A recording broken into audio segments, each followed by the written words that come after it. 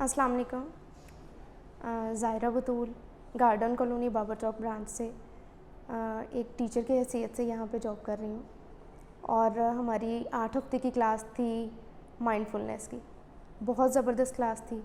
मुझे अपने आप को चेंज करने का एक मौका मिला।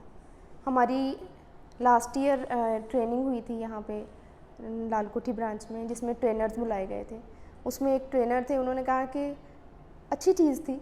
उन्होंने कहा कि जब आप क्लास में एंटर होते हैं सबसे पहले तो कोई ऐसी एक्टिविटी करें कि बच्चे आपकी तरफ मतवज्जो हो जाए।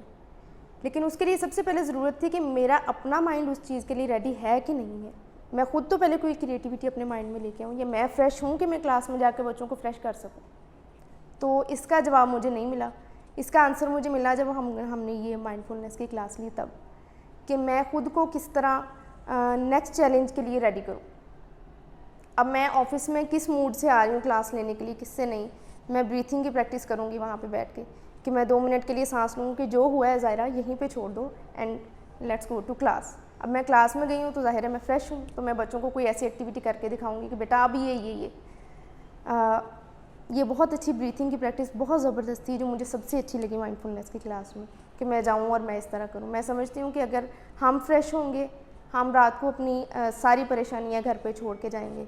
मैं अपने अंदर की परेशानी और वो चीज़ अपने ऊपर सवार नहीं कर लूँगी। मेरी पर्सनैलिटी जो है वो किसी और पे अफेक्ट नहीं होनी चाहिए। ये मैंने माइंडफुलनेस से सीखा है कि अपने आप को सबसे पहले देखें, अपने आप से हमदर्दी करें, उसके बाद किसी को देखें। दूसरी चीज़ माइंडफुलनेस की ये बच्चों में अगर हम ये चीज़ देखें तो मैं क्लास में अगर जाती हूँ और कोई बच्चा कंटिन्यूसली आप देखें कि वो लर्न नहीं कर रहा या उसको समझ ही नहीं आ रही बच्चे को, तो बजाय इसके कि आप उसको डांटें और उसको मार पीट और वो कि क्यों नहीं याद कर रहे, पेरेंट्स को लेके आप बच्चे की साइकी समझने की कोशिश करें कि बच्चा क्यों इस तरफ नहीं आ रहा।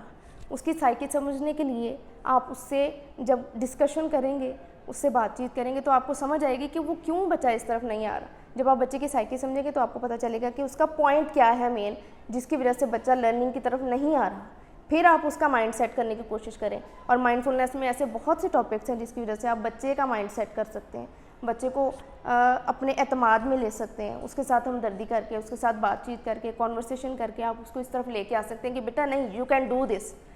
तो मेरा ख्याल है कि इस तरीके से बच्चा भी मोटिवेट हो जाएगा, और बजाय कि बच्चे को टीचर एक जिन की सूरत में नज़र आए, वो एक पोलाइटनेस की उसको लेके जाएं। और मैंने इसको अप्लाई भी करके देखा है क्लास में, और मैं चाहती हूँ कि आगे हम अपने बच्चों को भी, हमारा बाकी स्टाफ, हमारा मुल्क, हर बंदा, मैं इस चीज़ को मोटिवेट करूँगी कि आप ये प्रैक्टिसेस करें अपनी लाइफ में, ताकि पहले आप अपने आप को सुधारें, फिर आप किसी से तवक्को रखें कि कोई भी सुधर सके आपसे या क्या हो सके। Thank you so much.